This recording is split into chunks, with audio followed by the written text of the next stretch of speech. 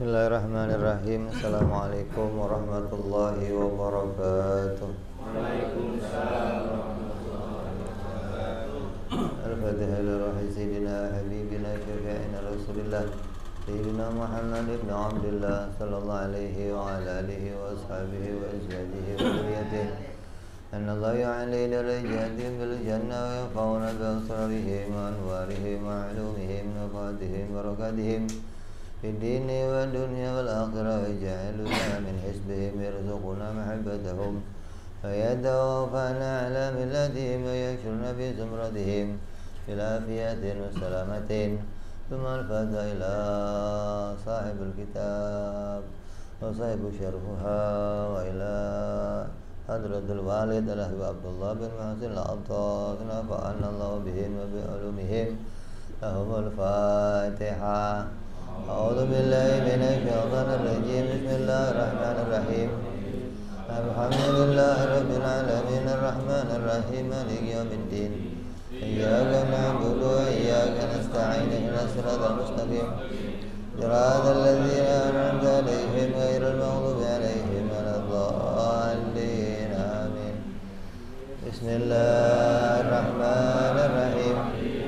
نويت التعلم والتعليم والتذكر والتذكير والنفع والانتفاع والإفادة والاستفادة والحث على التمسك بكتاب الله وسنة رسول الله صلى الله عليه وسلم والدعاء إلى الهدى والدلالة على الخير ابتغاء مرضاته وقربه وثوابه وحسن الخاتمة مع اللطف والعافية.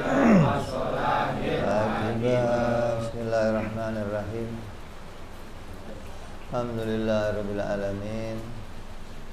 Wassalatu wassalamu ala asyrafil anbiya'i wal mursalin. Sayyidina wa habibina wa syafi'ina wa maulana Muhammadin wa ala alihi wa sahbihi ajma'in. Amma ba'du. Qala musanniful kitab rahimahullah nafa'na bihi wa bi'ulumihi fid darain. Allahumma aftah qulubana futuhal arifin wa bihikmatika wansur alaina birahmatika ya arhamar rahimin. Ila an qala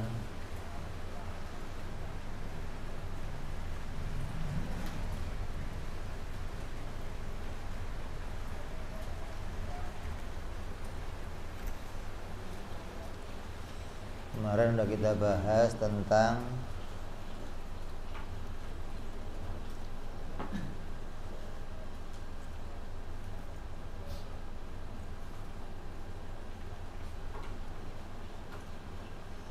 keuntungan mengucapkan dua kalimat syahadat dan membahas pula nilai ikhlas.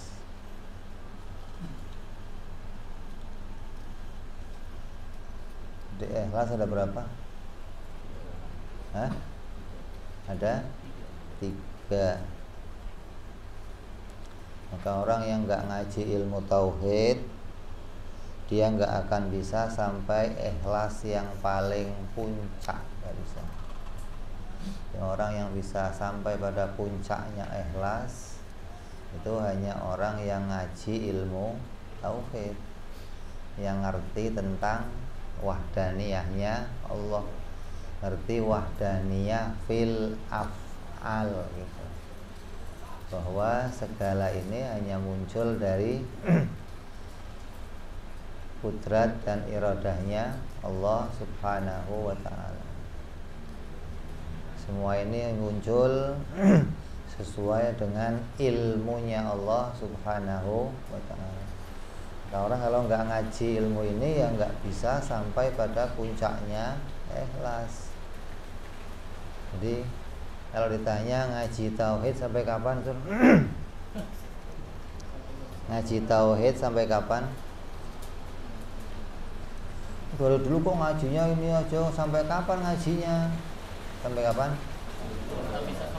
Sampai nggak bisa sholat.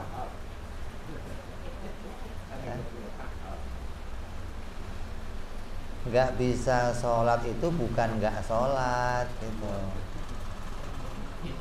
Sampai paham kalau sholatnya itu diciptakan oleh Allah gitu, bahwa dirinya itu nggak bisa sholat kalau nggak ditolong sholat oleh Allah. Itu puncaknya ngaji tauhid, puncaknya keikhlasan sampai situ tuh. Kalau nggak nyampe situ gimana? Ya nggak sampai puncaknya keikhlasan. Makanya ada orang yang ikhlasnya asal sholat pengennya karena masuk surga. Itu ikhlas yang paling bawah gitu. Ada orang ikhlas karena ngerjain perintahnya Allah. Itu naik lagi tuh yang nomor 2. Ada ikhlas yang puncak karena ditolong oleh Allah Subhanahu wa ta'ala. Jadi dia bisa ibadah, dia bisa masuk surga, bisa dapat keselamatan. Kenapa? Karena ditolong oleh Allah.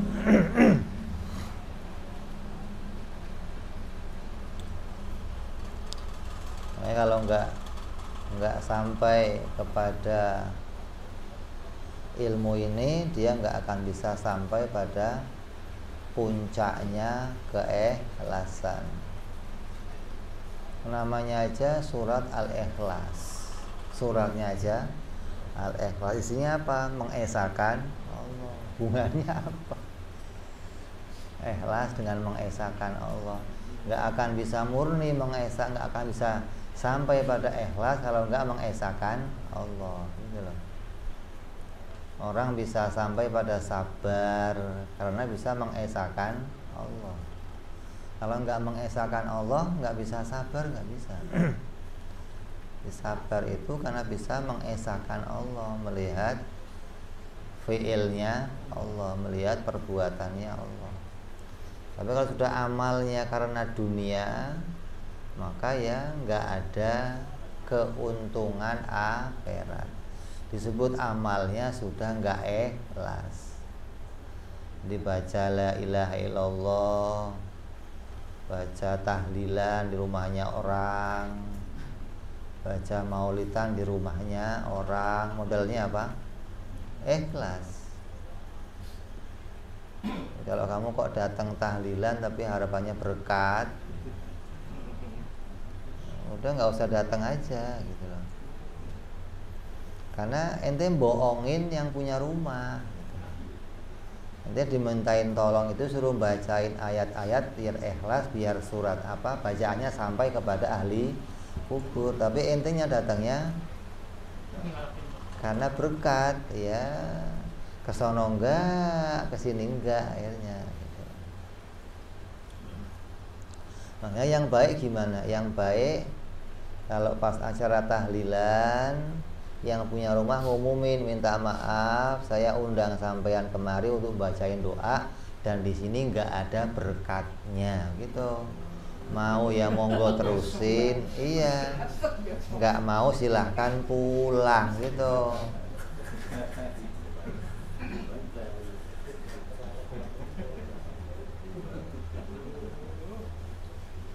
Nanti selesai doa baru berkat dikeluarin, gitu. Surprise namanya,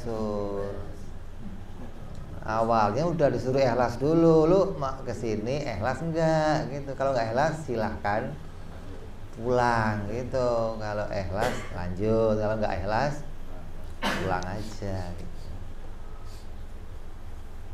Nah kalau saya nggak ikhlas gimana? Mendingan datang langsung ke rumah yang nyuruh, gocap gue lanjutin, gitu. Kalau enggak, anak pulang nih. Kalau ada homsin lanjut, kalau enggak ada pulang. Itu lebih jelas begitu malah. Namanya transaksinya dunia jelas. Kalau ada omongan enggak, ikhlas enggak, ini yang berat.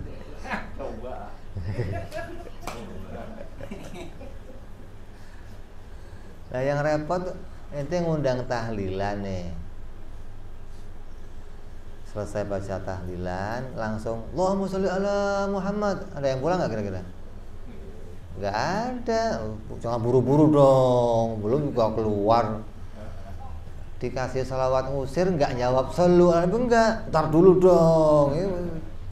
Dibacain salawat jawabnya ntar dulu. Orang baca salawat dijawab Allahumma sholli ala ya misi ya Pak. Ya udah lah pulang gitu. Enggak ada sekarang begitu. Padahal dianjurkannya demikian. Jadi ini bacain di kuburnya orang lain, bacain Yasin, bacain apa, dituntut membacanya ikhlas karena Allah. Jangan sampai karena yang lain selain Allah. Itu maknanya ikhlas hanya bisa dituntut sampai ke situ tuh. Artinya segalanya ini muncul diciptakan oleh Allah atas pertolongannya Allah.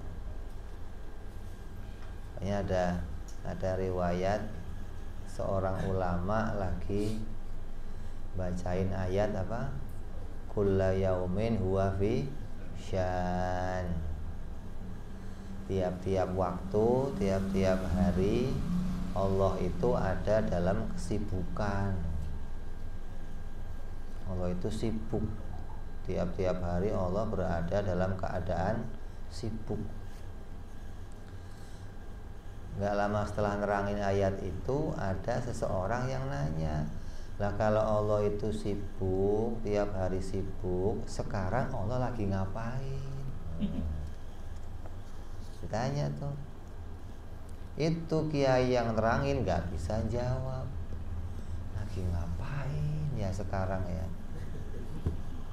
Sampai malam kepikiran gak terjawab. Sampai capek mikirin, nyender, ketiduran. Ketika ketiduran ngimpi ketemu Nabi Muhammad SAW. Terus dia ngadu, ya Rasulullah, terus saya ngajarin orang nerangin ayat ini, ada yang nanya begini gimana ya Rasulullah? Iya, itu yang nanya tadi Nabi Khidir coba. Yang nanya aja Nabi Khidir coba ini. Kalau ada majelis, ada yang nanya, kamu nggak kenal jangan diolok-olok. Lu nanya apaan sih? Nanya nggak karuan begitu. Hati-hati nih, bisa-bisa nanya Nabi Khidir alaihissalam. Nah, Nabi udah, itu Nabi Khidir besok bakal datang lagi. Ini jawab nanti. Iya ya Rasulullah, diajari sama Nabi. Kalau ditanya apa yang diperbuat Allah? Yang diperbuat oleh Allah, tiap waktu Allah memunculkan segala sesuatu. Setiap waktu segala sesuatu itu dimunculkan oleh Allah. Dan kemunculannya sesuai dengan ilmunya Allah. Di tiap waktu itu segalanya dimunculkan oleh Allah sesuai dengan ilmunya. Tanya, lah Allah itu sibuknya apa? Memunculkan segala sesuatu setiap waktu sesuai ilmunya, gitu.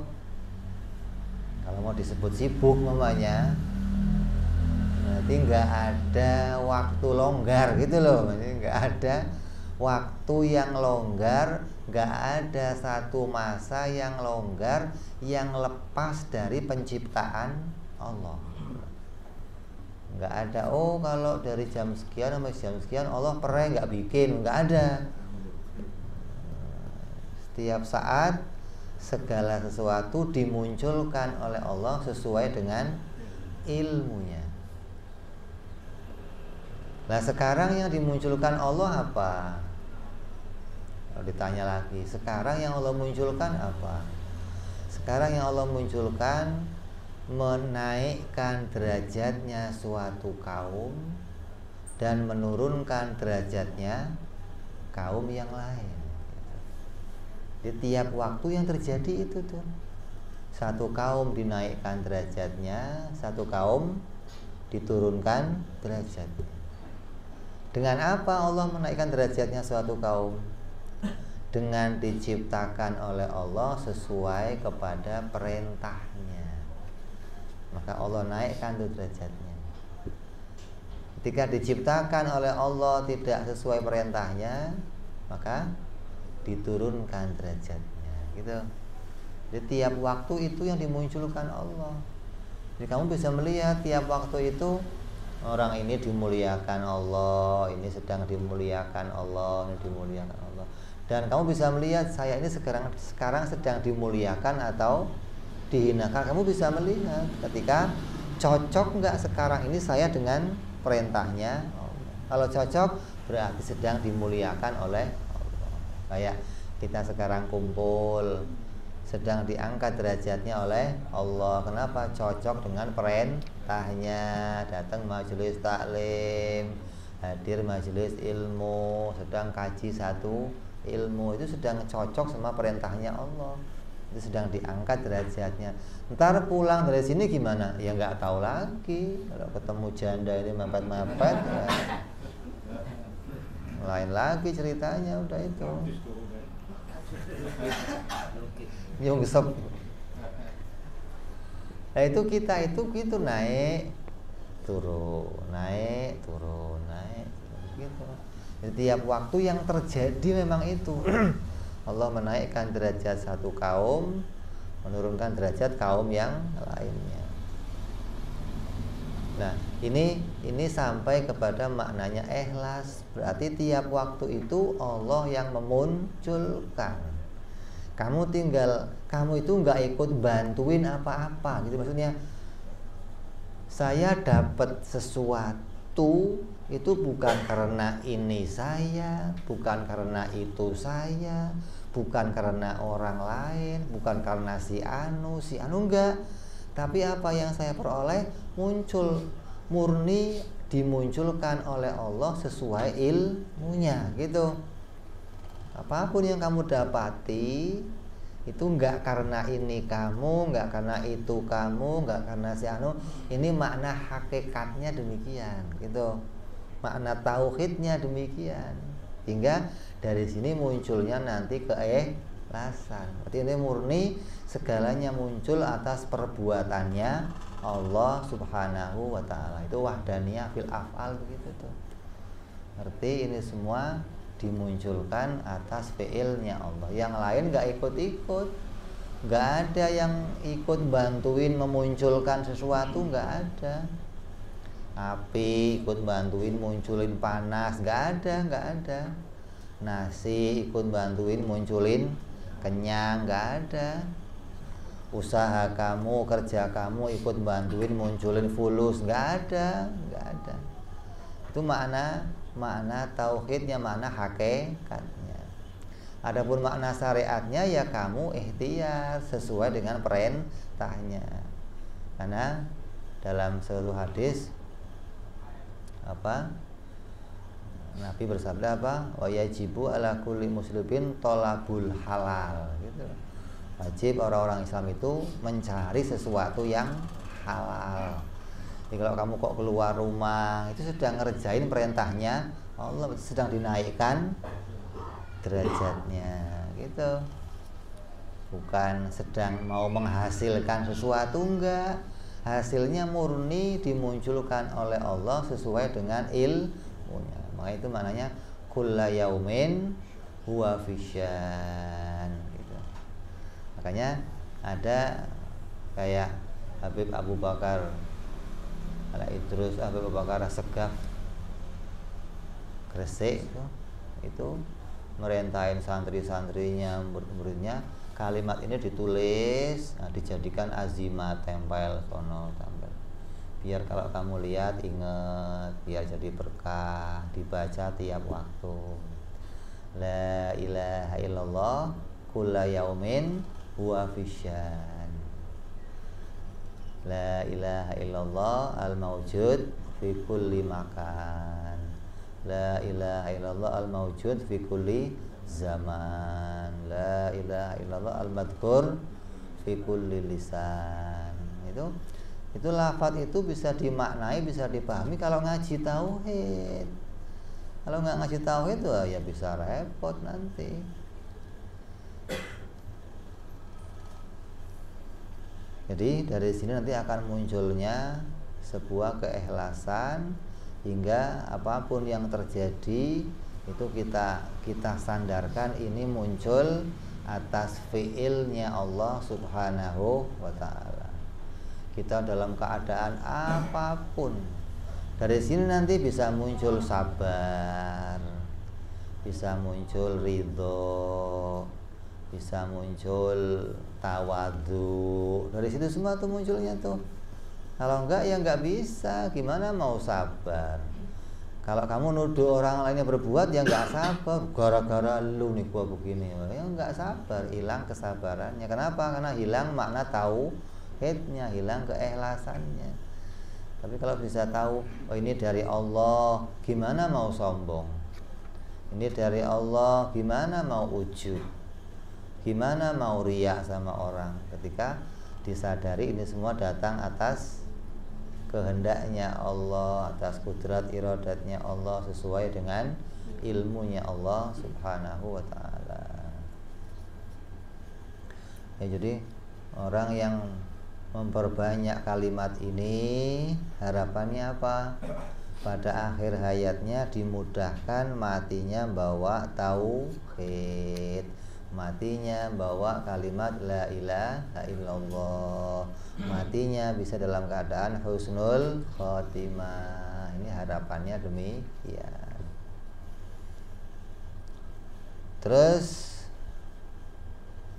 di antara faedah kalimat thayyibah itu sangat banyak. Di antaranya mengucapkan la ilaha illallah sebanyak 70.000 kali. Itu bisa menjadi tebusannya seseorang dari siksa api nerakanya Allah. Baca la ilaha illallah 70.000 kali, maka akan jadi tebusan untuk seseorang dari api nerakanya Allah. Ini dikisahkan ada dalam kitab Ad-Dasuki. Ada seseorang ulama yang punya keponakan, yang keponakannya itu datang ke rumahnya.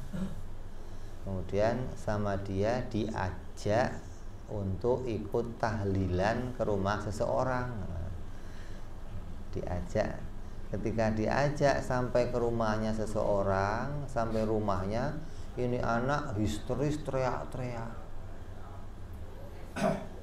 Ya Ami, Ummi fulan finnar.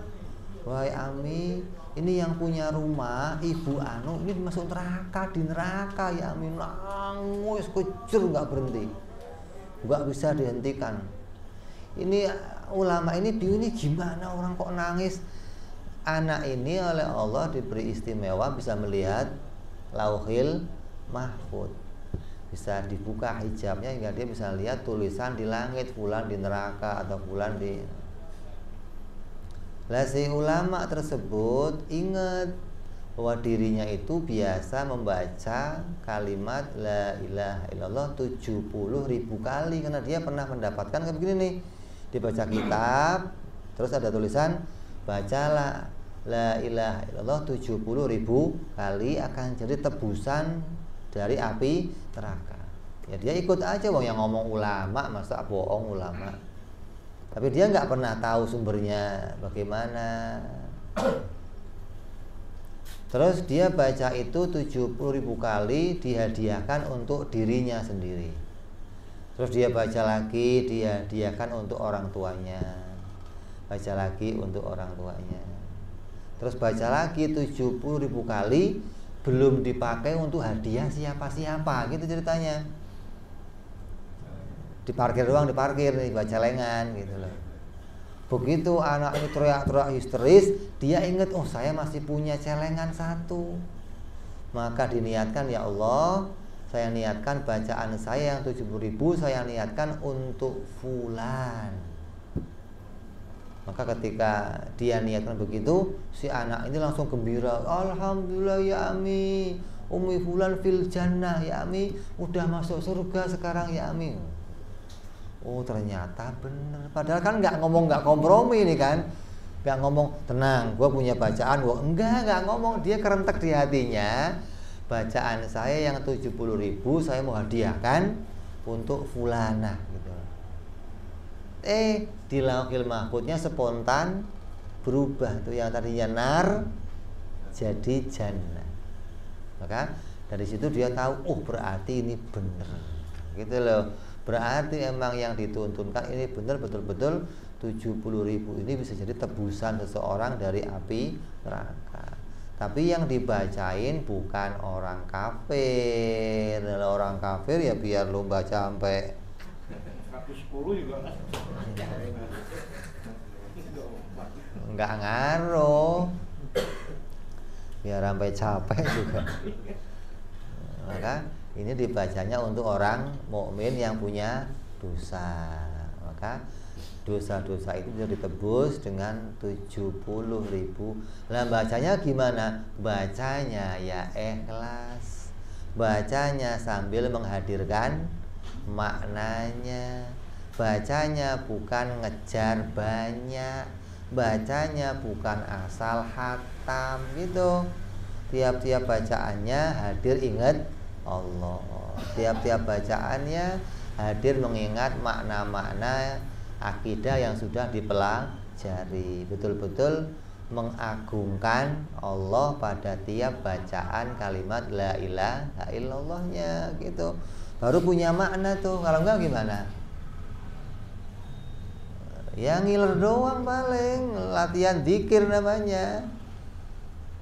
Karena yang namanya zikir itu diberi pahala dengan mengingat maknanya. Beda sama baca Al-Quran. Kalau baca Al-Quran walaupun nggak ngerti maknanya diberi pahala. Beda nih. Jadi kalau ini baca Quran, saya nggak ngerti artinya, baca aja. Kenapa? Karena Quran itu adalah bacaan yang diberikan pahala dengan tilawahnya. Yusabu fi tilawati, diberi pahala ketika orang bertilawah membacanya. Dengan bacaan yang bagus, tajwidnya bagus, diberi pahala gitu. Nah kalau saya bacaannya nggak pakai tajwid, nggak bagus gimana? Wah, malah rusak. Lah kalau saya nggak bisa baca gimana? Dengerinnya aja dapat pahala. Ada orang baca Quran, duduk dengerin. Makanya di Masjidil Haram nih ada orang baca Quran, itu muter nanti orang keliling dengerin duduk. Kenapa? Dia nggak bisa baca, maka dia seneng ketika dengerin orang baca. Atau dia bacanya cegak-ceguk dengerin. Atau dia bisa baca, tapi dengan dengerin bacaannya orang, dia tadabbur maknanya. Oh, ini maknanya kemari, oh maknanya ke sini, oh maknanya ke sini. Gitu. Beda sama zikir. Kalau zikir, kalau nggak ngerti maknanya, nggak diberi pahala, gitu loh. Jadi ketika kita zikir kalimat ini sebanyak 70.000 kali, diniatkan kepada Allah sebagai tebusan dari api neraka dengan bacaan yang benar, bacaan yang ikhlas, ini akan jadi apa? Akan jadi satu hadiah untuk siapa aja yang akan kamu berikan. Bacanya gimana, Bib? Ya nggak usah kayak dalang semalam sekian selesai, nggak usah, dipipil aja sehari 100, besok baca lagi 100, tulis tuh simpen, oh udah 100, besok sampai jumlahnya 70.000. Udah selesai dibaca, baru niatkan bacaan tadi, ya Allah saya niatkan untuk fulan. Baca dulu, jangan niat dulu. Beda lah kalau niat dulu belum baca apa-apa udah, ya Allah ini pahalanya buat fulan. Pahala mana buat fulan? Belum dibaca. Lu juga baca dulu, Setelah dibaca baru diniatkan untuk siapa yang kamu kehendaki. Oh sehari saya bisanya 1000, ya 1000. Kalau sehari 1000 berarti berapa tuh? 70 hari, itu 2 bulan. Kalau sehari 1000. Kalau sehari 1000 berarti tiap sholat 200 gitu. Kalau sehari 10.000 berarti 7 hari selesai. Kalau sehari 10.000 berarti tiap sholat 2000. 1000 itu kalau kamu baca itu enggak sampai 1 jam, enggak. Kamu 1000 banyak banget. Ya banyak. Kalau bacanya ayat Yasin ya banyak. Wong la ilaha illallah kan singkat banget sih. La ilaha illallah, la ilaha, itu 1000 itu bisa sejam selesai. Kan gara-gara nggak pernah, udah kayaknya lama banget. Sejam mah bisa WA-an ke sono, WA kemari, bisa baca ini, main game, main ini. Kalau dibaca cepet, ringkes. Cuman emang nafsu nggak seneng gitu loh. Yang berarti itu nafsunya nggak. Kenapa? Bagi nafsu itu nggak menyenangkan. Sesuatu yang nggak menyenangkan itu nafsu nggak mau. Nafsu itu seneng sama yang menyenangkan dia, maka didukung kamu. Kamu ngerjain apa saja kalau itu menyenangkan nafsu pasti didukung. Kalau enggak, males mesti. Nafsunya itu narik kamu untuk nggak ngerjain gitu loh. Kamunya pengen ngerjain tapi nafsunya nggak mau ngerjain, ya kamunya ikut nafsu, ya deh males deh, nggak jadi akhirnya gara-gara kitanya terbawa sama nafsu kita. Ini diantara keuntungannya baca kalimat la ilaha illallah 70.000 kali. Ada lagi yang lain apa? Arsy akan bergoncang karena orang mukmin membaca kalimat la ilaha illallah. Ketika arsy bergoncang itu nggak berhenti sampai nanti ditanya sama Allah, arsy ente kenapa? Fulan ya Allah udah membaca la ilaha. Terus gimana? Kalau belum diampuni ya Allah saya belum berhenti. Sampai seseorang diampuni dosanya oleh Allah kalau dirinya masih bisa membaca. Nah kalau orang lain nggak bisa membaca gimana? Ya dihadiahkan oleh Allah gitu loh. Kalau sekali aja arsy bergoncang sampai minta diampuni, kalau 70.000 kali gempa. Kalau sekali aja goncang, apa 70.000 bisa gempa arsy itu. Sampai nanti dia mintakan ampunan buat si fulan. Ini asal bacanya ikhlas, bukan gara-gara berkat. Repot kalau gara-gara berkat ya bala-bala goncang, malah nggak dilirik sama arsy. Nggak tembus ke arsy, nggak digantung doang, nggak nyampe ke sono, nggak nyampe ke mana. 330 kalau tahlilan, 330 paling dapat 33 kali 10 orang.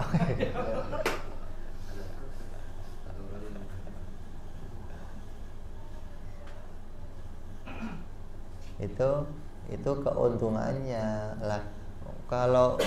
Kalau ikhlas udah untung akhirat, untung berkat. 2 kali untung, apa nggak enak ente? Kalau kalau nggak ikhlas ya udah zong nggak dapat apa-apa. Makanya orang diundang orang untuk tahlilan itu kalau betul-betul ikhlas, bacaannya sampai ke ahli kubur, itu bahagianya luar biasa. Ahli kubur itu dia dapat anugerah, mendapatkan kiriman sesuatu yang sangat bernilai, sesuatu yang begitu besar anugerahnya dari Allah.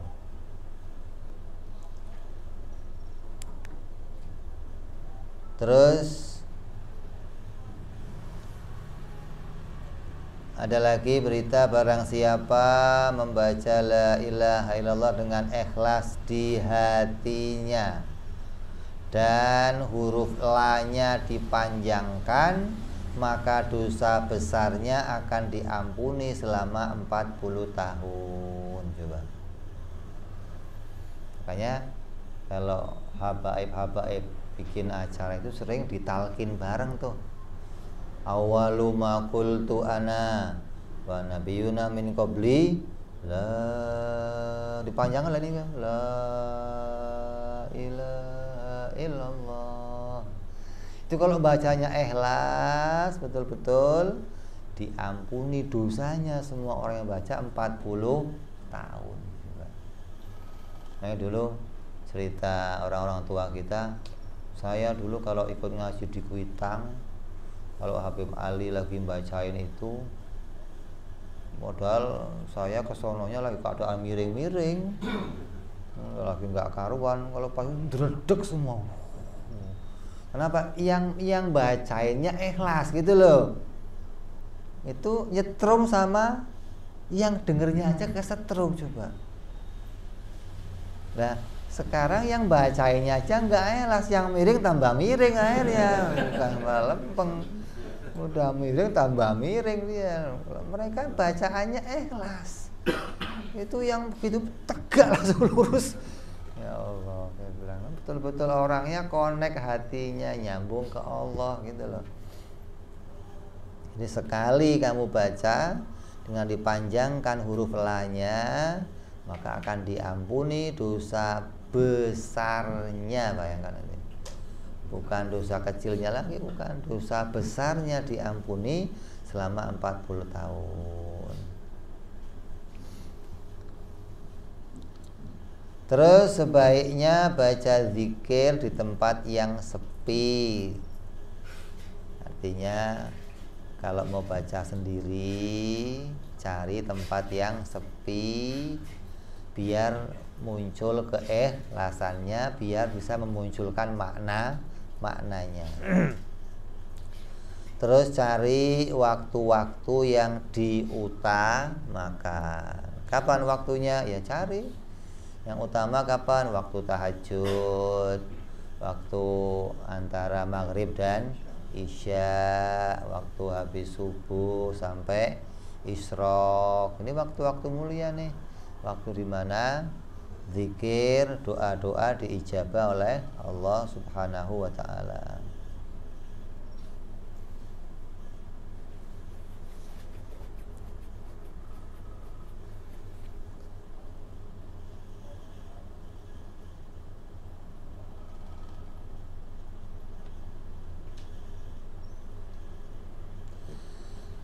Terus caranya gimana? Itu enggak ngonek apa ya? Caranya gimana? Biar zikirnya itu jadi mulia, biar zikirnya jadi istimewa. Ada tuntunannya dari ulama. Di antaranya tadi apa? Punya wudhu, cari waktu yang bagus dalam keadaan sepi sendirian. Terus dimulai dengan istighfar, minta ampun dulu sama Allah tuh, baca yang banyak istighfar agar hatinya mengingat dosa-dosanya yang banyak, ingat kesalahannya yang banyak. Udah istighfar udah banyak, berapa minimalnya? 100 kali. Ini minimalnya nih. Setelah itu disambung lagi dengan mendahulukan sholawat. Baca ayatnya, innallaha wa malaikatahu yusholluna 'alan nabi ya ayyuhalladzina amanu shollu 'alaihi wa sallimu taslima. Sholawat berapa? Minimalnya sholawatnya 300 atau Ini sebelum memulai membaca kalimat tersebut. Karena ada orang yang sampai ngomong begini, baca la ilaha illallah kalau masih ingat yang lain ya gak ikhlas namanya. Rusak tuh. Hati-hati nih. Baca la ilaha illallah kok masih ingat Nabi, ingat yang lain, wah itu mah gak ikhlas namanya. Wah bahaya, itu kebablasan tuh, kejawen nih begitu. Itu manunggaling Gusti itu begitu. Bukan orang-orang yang bersyariat, justru orang bersyariat tahu tuntunannya. Justru kamu nggak akan pernah kenal la ilaha illallah kalau nggak ada Muhammad Rasulullah. Kok dipisahkan gimana? Kalau pas ini jangan ikut-ikut nabinya, kok jangan ikut-ikut? Lu maksudnya terlalu berani lu sendirian gitu maksudnya. Nggak usah pakai yang lain. Ini bukan masalah berani nggak berani. Kamu nggak akan bisa sampai la ilaha illallahnya kalau nggak pakai Muhammad Rasulullah. Gimana sih malah kok ditinggalkan? Nggak usah pakai Muhammad Rasulullah, malah jadi nggak beres, nggak murni itu la ilaha illallahnya. Kok murni nggak murni gimana sih? Saya kira orang tahu sumbernya gitu loh. Sumbernya kalimat ini dari Muhammad Rasulullah. Bagaimana mau kamu pisahkan? Yuk baca lah, lu baca aja sendiri. Iya baca sendiri, tapi dimulai dari ini gitu loh. Dimulai sholawat dulu sama Rasulullah. Tahu ya Rasulullah, kalau kayak ada engkau ini semua nggak akan terjadi. Nggak ada jalan untuk mulia, nggak ada jalan kenal Allah, nggak ada jalan taubat, nggak ada jalan untuk patuh kepada Allah kecuali datangnya lewat Muhammad Rasulullah.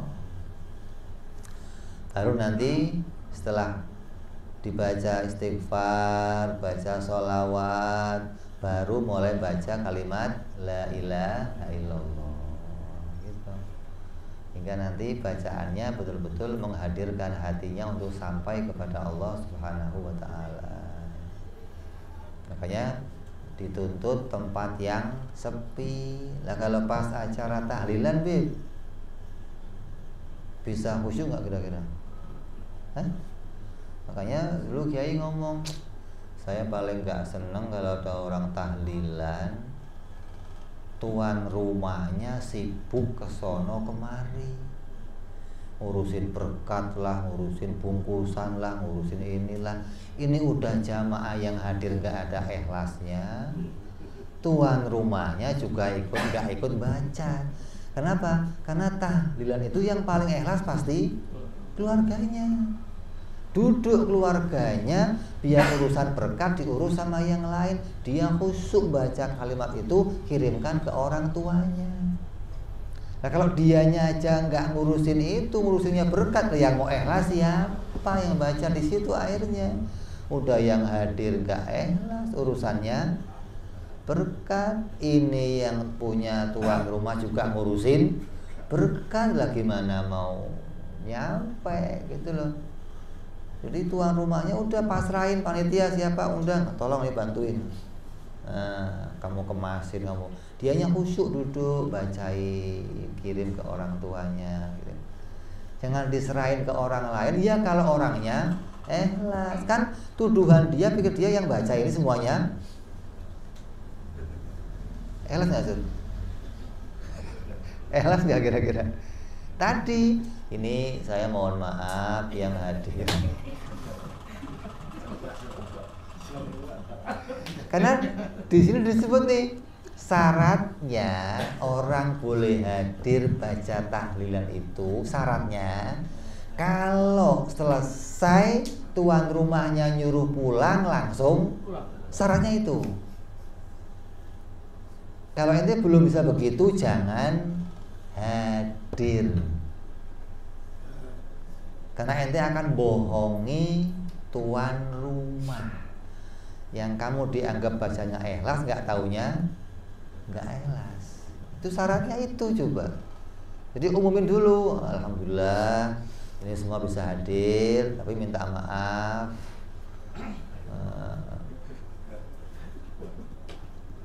Ini nanti setelah selesai langsung mohon pulang ke rumah masing-masing karena nggak ada berkat.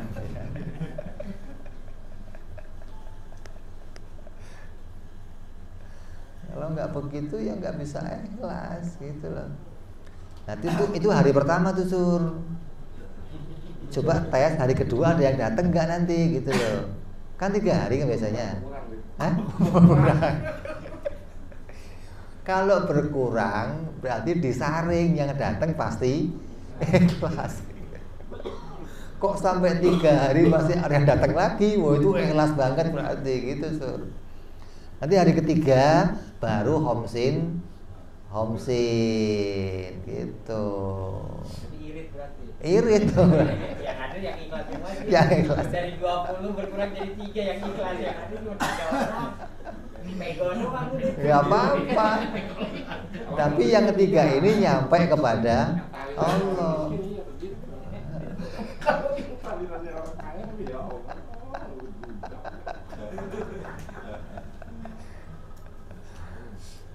Gak ikhlas semua enggak. Tuan rumah dibohongin doang, dikira ikhlas. Apalagi berkatnya udah ditata di luar, wis gedeknya gedek berkat udah. Lirik. Isinya apa? Ada sarungnya enggak gitu. Amplop putih berbahaya. Ada sih.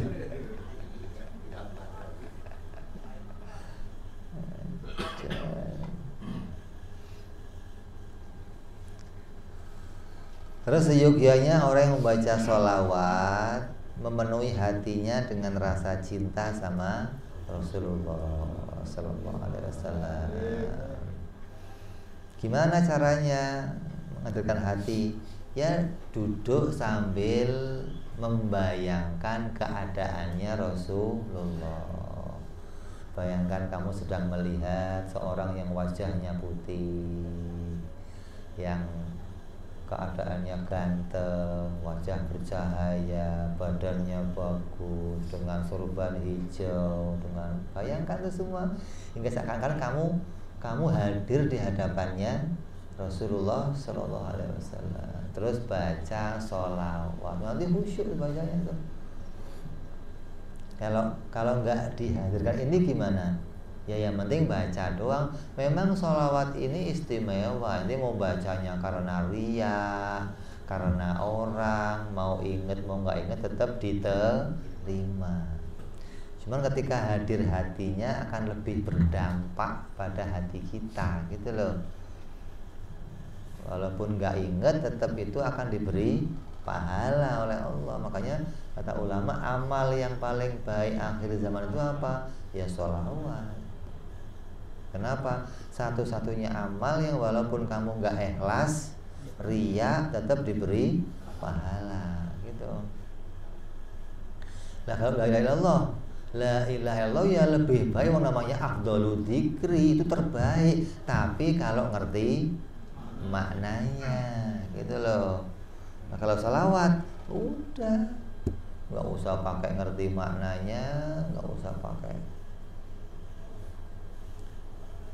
Sambil menghadirkan rasa cinta kepada Rasulullah, membayangkan wajahnya Rasulullah, memohon syafaatnya Rasulullah, terus memohon sebagai wasilah untuk mendekatkan diri kepada Allah. Ini ada nih. Sholawatnya bukan doain Nabi gitu. Sholawatnya ya Allah, sholawat saya sebagai wasilah mendekatkan diri kepada Engkau gitu. Bukan doain Nabi, bukan. Nabi nggak usah didoain, Nabi didoain. Walaupun nanti tetap sholawat itu akan membawa keuntungan untuk Nabi, tapi jangan kamu jadikan tujuan. Tujuannya sholawatnya biar kembali keuntungannya kepada kita, gitu. Itu perintahnya begitu. Jangan tujuannya saya mau sholawat mah ikhlas mendoakan Nabi, saya nggak minta apa-apa. Malah nggak bagus yang begitu. Lo kira begitu bener? Justru yang begitu jangan jadi tujuan. Tujuannya justru ini biar sholawatnya kembali keuntungannya untuk saya gitu. Gambarannya apa? Nabi itu ibaratnya gelas yang udah penuh airnya, nggak perlu kamu tambahin. Kalau kamu tambahin justru keuntungannya ke kita kembalinya. Tujuannya gitu maksudnya. Biar saya luberin, biar kembali ke saya gitu loh. Sebagai wasilah untuk apa? Mendekatkan diri kepada Allah Subhanahu wa ta'ala. Terus bersyukur kepada Allah karena bisa berzikir dan membaca sholawat. Wasilahnya itu mendekatkan diri kepada Allah, bisa ingat Allah. Dengan sholawat ini kita bisa mengingat, bisa bersyukur kepada Allah. Ya Allah, alhamdulillah dikasih Nabi semulia Nabi Muhammad sallallahu alaihi wasallam. Dan meyakini bahwa semua ini merupakan anugerah dari Allah Subhanahu wa ta'ala. Jadi gimana? Saya bisa bersolawat ini anugerah. Enggak semua orang dikasih kesempatan bisa solawat. Enggak semua orang dikasih kesempatan bisa zikir kalimat la ilaha illallah. Maka saya bisa ini anugerah dari Allah Subhanahu wa ta'ala. Karunia-Nya Allah, murni pemberian dari Allah sesuai apa yang ada di ilmunya Allah Subhanahu wa ta'ala. Bukan ini mau karena saya udah begini, maka saya bisa. Enggak ada. Murni ini atas anugerahnya Allah sesuai ilmunya. Terus zikir kepada Allah tidak akan bermanfaat tanpa adanya ijazah dari guru yang memiliki silsilah yang bersambung sampai Rasulullah Shallallahu Alaihi Wasallam secara jelas. Ini zikir kalimat la ilaha illallah. Kalau kita nggak baca ini semua, nggak tahu tuntunannya, berapa yang kita baca, apa keuntungannya, maka dikatakan bahwa itu tidak akan bermanfaat ketika tanpa adanya seorang guru yang ngasih ijazah. Beda dengan sholawat kepada Nabi Muhammad Sallallahu Alaihi Wasallam, maka itu nggak perlu ijazah. Kenapa? Ijazahnya umum di Quran. Innallaha wa malaikatahu yusholluna 'alan nabi ya ayyuhalladzina amanu shallu 'alaihi wa sallimu taslima. Udah lengkap dah itu.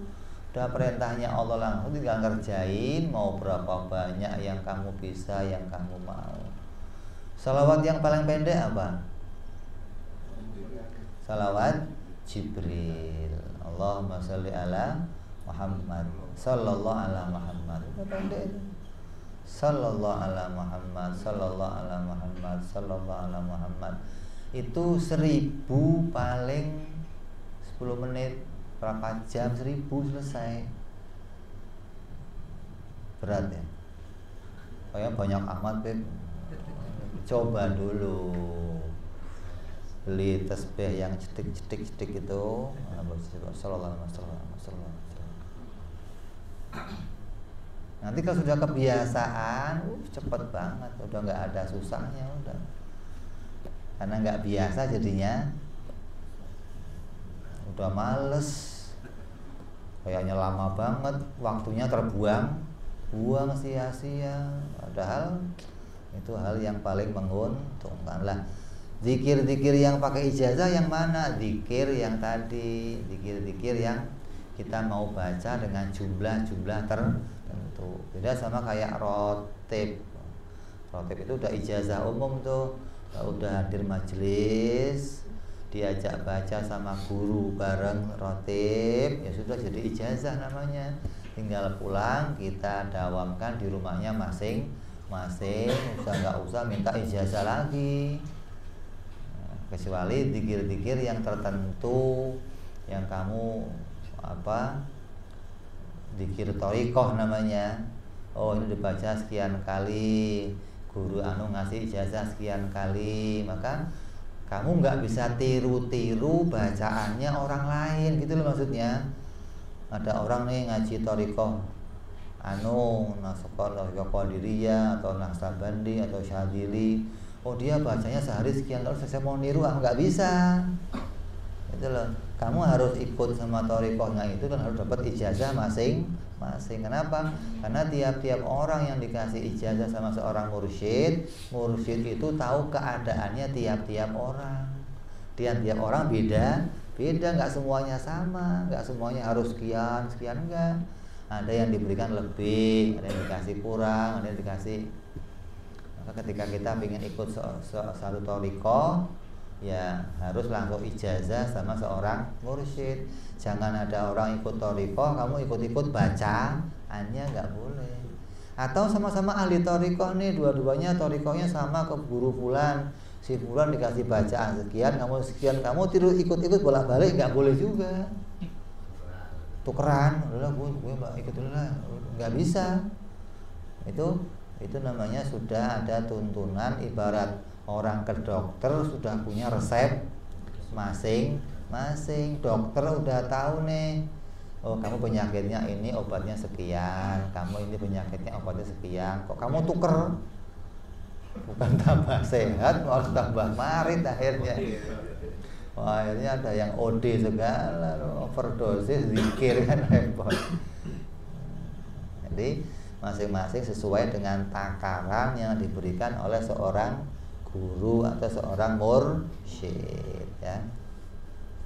Ini tuntunan yang diberikan oleh para ulama dan keuntungannya membaca kalimat la ilaha illallah untuk memperbanyaknya dan bagaimana cara yang terbaik untuk membacanya kita udah dituntunkan di sini. Mudah-mudahan kita semua dijadikan oleh Allah menjadi orang-orang yang ahli la ilaha illallah, ahli sholawat kepada Nabi, dijadikan hatinya senantiasa bisa ridho, bisa bersih, bisa ikhlas kepada apa yang kita kerjakan hingga hanya mengharapkan ridhonya Allah Subhanahu wa ta'ala. Ala hadhihi niyyah wa ala niyatin shalah wa ila hadratin nabi. Al-Fatihah. A'udzu billahi minasyaitonir rajim. Bismillahirrahmanirrahim. Alhamdulillahirabbil alamin arrahmanir rahim maliki yaumiddin. Iyyaka na'budu wa iyyaka nasta'in. Ihdinas siratal mustaqim. Siratal ladzina an'amta 'alaihim ghairil maghdubi 'alaihim waladdallin. Amin.